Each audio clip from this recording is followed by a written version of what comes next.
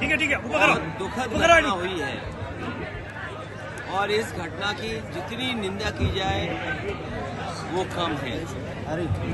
और जो दुख संकट लोगों के ऊपर आया है, जो टूरिस्ट वहाँ गए थे, जो दुख संकट आया है उनके ऊपर, जिन परिवारों ने अपने परिवार के सदस्यों को खोया है, जो खोए हुए सदस्य कभी वापस नहीं आएंगे, ऐसी दुखद घटना दोबारा न हो, उसके लिए सरकार ने आश्वासन दिलाया है कि वो ठोस कदम उठाएंगे।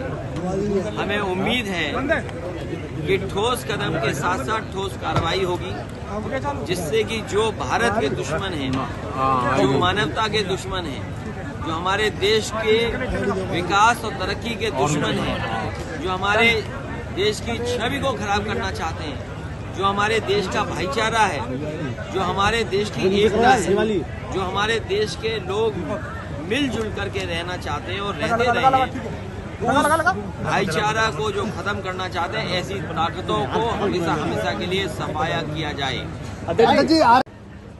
सरकारी केंद्र पे कहीं गेहूं नहीं जा रहा है, सरकारी खरीदी नहीं हो पा रही है।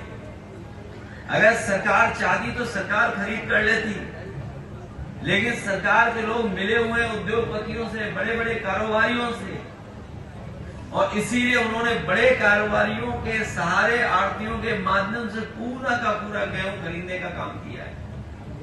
और सोचिए, कहीं ऐसा फैसला लिया जाता है कि आप ज्यादा महंगा नहीं खरीद सकते, आप ज्यादा महंगा नहीं दे सकते। ये सरकार के लोग मिलकर के उद्योगपतियों से हमारे किसानों का गेहूं की कीमत जो ज्यादा मिलनी थी वो नहीं देने दे रहे हैं। डीएपी भैया ब्लैक कर लेते हैं, देने इसलिए नहीं दे रहे हैं क्योंकि उन्हें किसानों की चिंता नहीं है। इन्हें चिंता इस बात की कि इनके उद्योगपतियों को मुनाफा बहुत मिले, मुनाफा ज्यादा मिले। ये जो गेहूं खरीद के जा रहा है, कभी आपने सोचा कहां इकट्ठा हो रहा होगा, कहां जाकर के इकट्ठा हो रहा होगा? हमारे आड़तीय भाई लोग तो जानते होंगे, जो यहाँ आड़तीय वाला काम करते होंगे, हो सकता मंच में भी हो,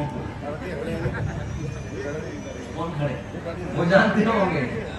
तो गेहूं खरीद रहा है, लेकिन कहां जा रहा है ये पता ही नहीं है। बड़े बड़े उद्योगपति ले रहे हैं, और बड़े बड़े उद्योगपति इसलिए ले रहे हैं कि वो गेहूं आपका लेंगे, फिर पैकेट में बंद कर करके फिर वापस बाजार में लेकर के, जो मुनाफा हमारे किसान को मिलना चाहिए, वो मुनाफा बड़े बड़े उद्योगपति पा रहे हैं। क्योंकि बाजार में अगर जाओगे तो पैकेट का आटा बहुत बिक रहा है। आजकल तो गूगल है, आजकल तो कोई बात कही जाएगी तुरंत टाइप करते हैं लोग, मोबाइल को चेक कर लेते हैं क्या है।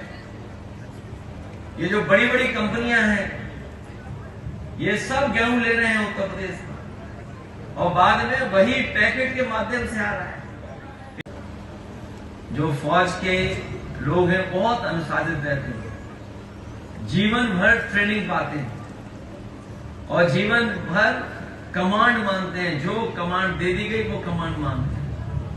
इतनी बहादुर फौज दुनिया में किसी के पास नहीं जितनी भारत के पास है।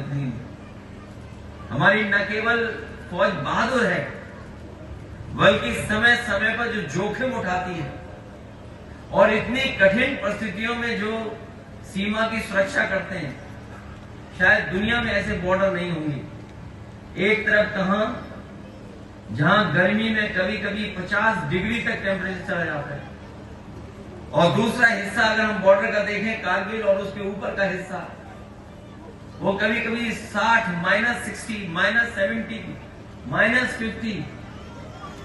सोचिए, कहां 50 डिग्री के ऊपर टेम्परेचर और कहां -50 डिग्री का। हमारे दोनों बॉर्डरों पे और पूरे आसपास के बॉर्डरों पे हमारी फौज खड़ी है।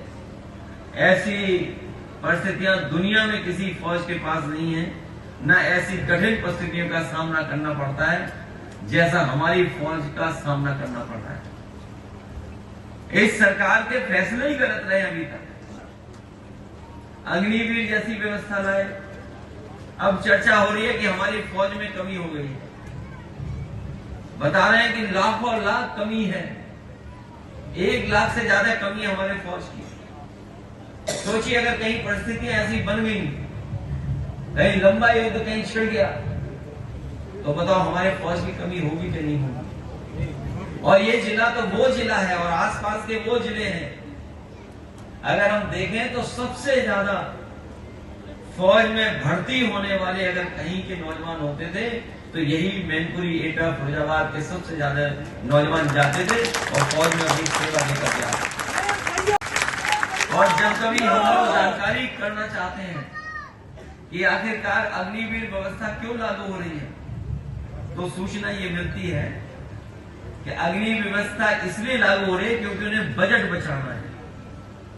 ये जो बजट है उसको बचाना है, इसलिए अग्निवीर व्यवस्था लागू करना है। इसी तरह बहुत सारे साथियों को याद होगा जब नेताजी शहीदों के सम्मान के लिए वो फैसला ले रहे थे कि अगर कोई शहीद कहीं होगा तो उसको पूरे सम्मान के साथ उसके घर परिवार तक पहुंचाया जाएगा। उस समय भी बजट का आधार था, लेकिन उस समय नेताजी डिफेंस मिनिस्टर थे, उन्होंने कहा कितना भी बजट खर्च हो जाए